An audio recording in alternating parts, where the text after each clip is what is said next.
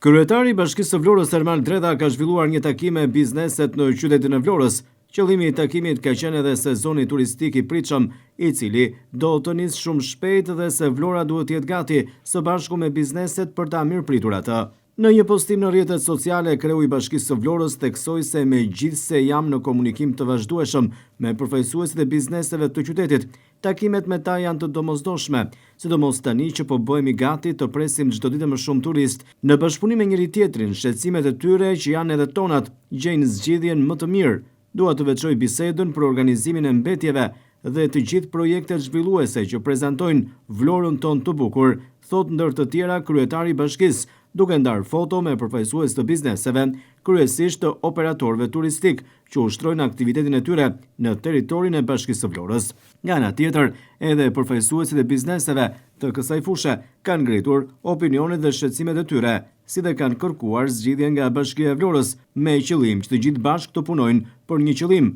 për suksesin e sezonit të ardhshëm turistik, i cili pritet që të nisë shumë shpejt.